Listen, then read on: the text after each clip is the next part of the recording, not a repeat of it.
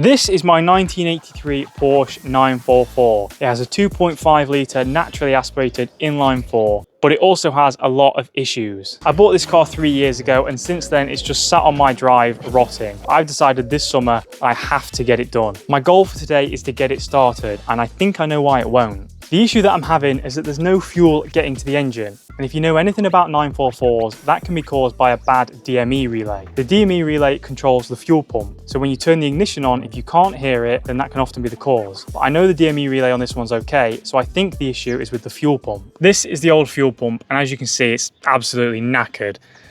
The fuel pump's located just behind the driver's side rear wheel, so I'm gonna get that replaced. Okay, so the new fuel pump's in place, but just next to it here, it looks like there's been a previous repair done on the fuel tank, and I'm pretty sure when I filled it up with fuel last, it was leaking from there. So I'm going to try and get this strap off and take a look at that repair. And it looks like it's not just that issue with the tank. This is the hose that goes from the bottom of the fuel tank to the fuel pump. And as you can see, it's completely perished, it's split down the middle and the ends are all frayed. A new one of these is around £50 and I'm not paying that. So I've got a piece of standard fuel hose off Amazon for a tenner and I'm hoping that this will do. I'm going to cut it down to size and get it fitted. So you might be asking yourself, if the fuel tank's damaged, why don't I just replace it? Well, a new fuel tank is over £300 and to remove it, you've got to get the gearbox out and I really can't be arsed. So I'm just going to use some JB Weld and hopefully that'll fix up the little hole.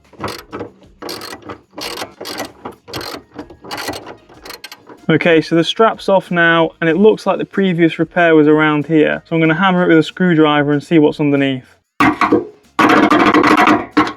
After many minutes of hammering with a screwdriver, it looks like I've broken through the old filler. The hole there looks to be about 4 or 5 mil, so I think it should be fine just to fill that back up. I really don't feel like welding it, taking the fuel tank off. It just seems like a nightmare and I can spend £10 on some filler and get it fixed. After removing the old filler material from the tank, I took some low grit sandpaper and scuffed up the whole area, making sure to remove as much of the surface rust as I could. It's important to give this a good sanding so the filler material has something to really grip onto. Then I took some isopropyl alcohol on a paper towel and removed all the dirt and grease from the area. Again, this is so the filler will bond better with the tank and hopefully won't fail for many years. Now that the hole's all prepared in the fuel tank, I'm going to use some of this JBL steel stick to fill the hole and hopefully that'll stop it from leaking. And I'll have saved myself £300 for a new tank. To use this JB Weld, you've first got to cut off a piece about the size you need. Then there's a material on the outside and what I assume is a hardener on the inside. This stuff says it can be used specifically on fuel tanks and the hole isn't too big so it should seal up nicely. I kneaded the two materials together until it formed a uniform coloured putty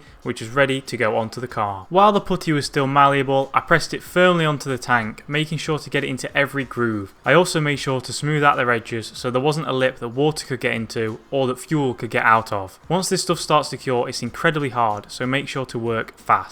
Okay, so it's a few days later now. The new fuel pump and pipe have been fitted, but the car still won't start. When I turn the key, I'm not getting any tach bounce, so I'm assuming it's going to be either the speed or reference sensors. So I've got 2 new ones and I'm going to fit them now. Here's the new speed and reference sensors. I'm going to go ahead and fit them as a pair because they can both go bad. First thing I'm going to do is just unplug them up here.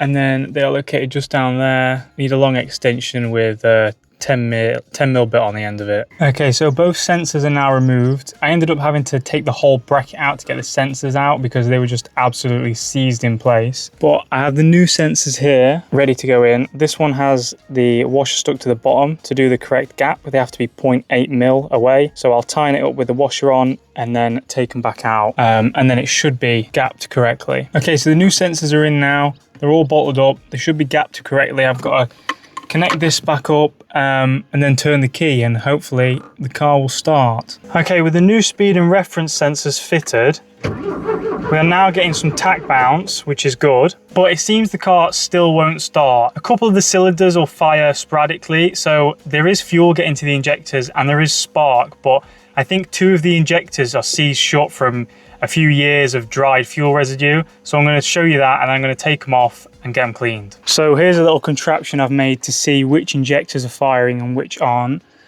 As you can see, these back 2 have nothing in them, but the front 2 do have some fuel in them. So these 2 injectors are going to need to come off and get cleaned because I've tried swapping the plugs over and then this one keeps firing. Okay, so I've changed the speed and reference sensors. We're getting tach bounce on the dash now, but the issue is it still won't start. The 2 front injectors are firing, but the 2 rear ones aren't. The fuel pump's really loud, and there's a loud noise coming from around here. So I think the fuel pressure regulator is gone, and that's causing it to be drawing too much current to fire these 2 injectors at the back. So I've got a new fuel pressure regulator, fit that, and hopefully it'll start after that. The fuel rail is pretty easy to remove. There's just 4 10mm bolts holding it in place, and the injectors are press fit into the intake manifold. Okay, so I've taken the fuel rail off with the injectors just to make it easier to get to this fuel hose underneath the fuel pressure regulator.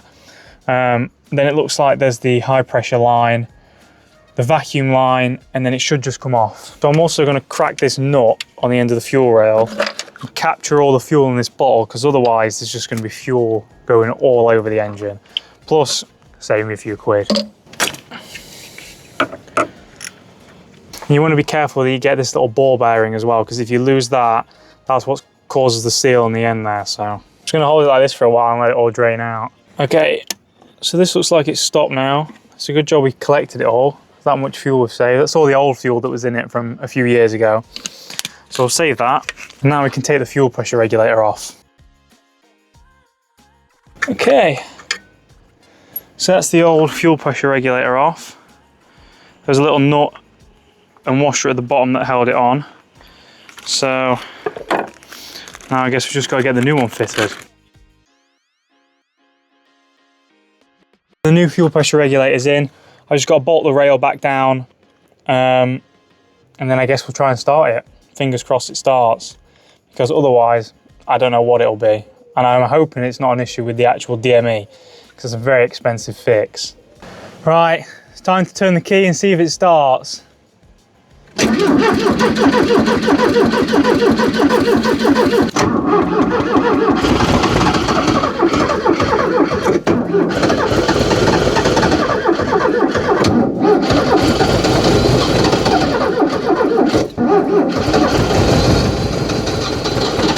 Okay, so I've just put a new battery on because I think the old one was getting a bit flat. So I'll turn it over, hopefully it'll start now.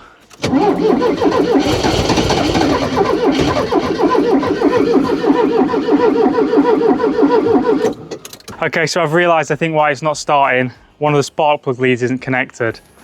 So plug that back in and hopefully it'll start. After plugging the spark plug lead back in, I crossed my fingers hoping that this would make it start.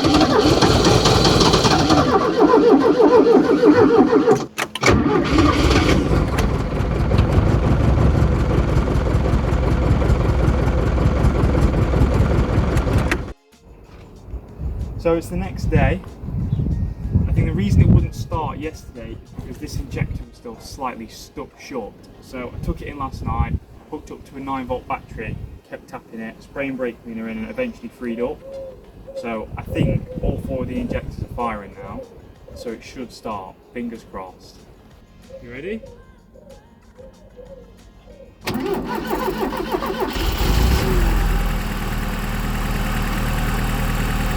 Yippee!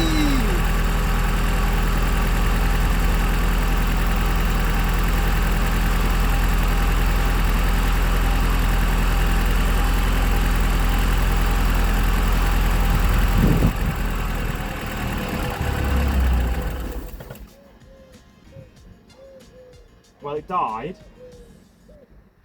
After starting the car back up, it sounded like this.